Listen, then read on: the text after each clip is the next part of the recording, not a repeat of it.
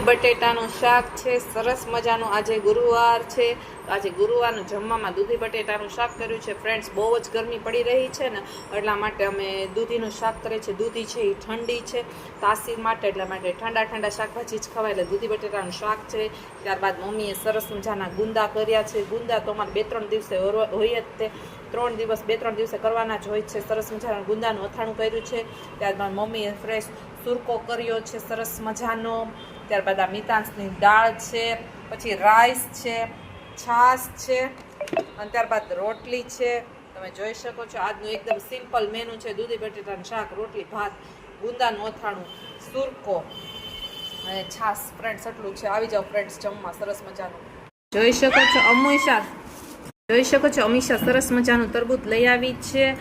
પહેલા તરબૂચ આવતા બંધ થઈ ગયા હતા, પાછા શરૂ થઈ ગયા છે. એટલે જો ફ્રેન્ડ્સ, આટલું તરબૂચ લઈ આવી છે. અને ત્યારબાદ સમારી પણ રહી છે, એ પણ હું તમને દેખાડું. જો સરસ મજાનું તરબૂચની મોજ છે. ઉનાળામાં ઠંડુ ઠંડુ તરબૂચની મોજ લઈએ છીએ.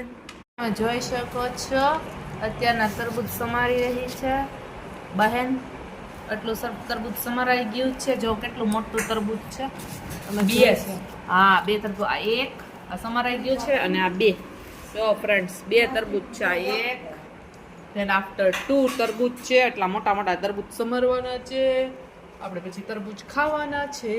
સરસ મજાના તરબૂચ ખાઓ મિત્રો, ખાઈ પીને એશ કરો મિત્રો. ઈ જ છે સાચું જીવનનો મંત્ર. તો સરસ મજાના જાંબુ લઈ આવી છે અમીષા.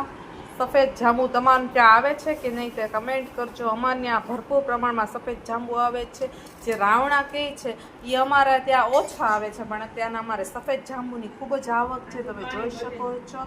આનાથી પાણી ન ઘટે. અત્યારના ઠંડા ઠંડા ફ્રૂટ્સ જ ખવાય. આમાં ભરપૂર પ્રમાણમાં પાણી હોય છે, અને એક ખાય તો આપણે ખાવાનું મન જ થઈ જાય. જો તમે જોઈ શકો છો. તમે કમેન્ટ કરજો તમારે ત્યાં સફેદ જાંબુ મળે છે કે નહીં.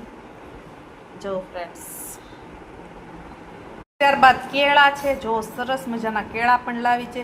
કેળા, તરબૂચ અને જાંબુની મોજે મોજ છે ફ્રૂટ્સમાં. ફ્રેન્ડ્સ, ઉનાળામાં કેળા પણ સારા પ્રમાણમાં આવે છે. તરબૂચ તો લોટ્સ ઓફ આવે છે, અને અમારે સફેદ જાંબુ તે ખૂબ જ પ્રમાણમાં આવે છે. જો ફ્રેન્ડ્સ, ફ્રૂટ્સની આજે મોજ લઈએ.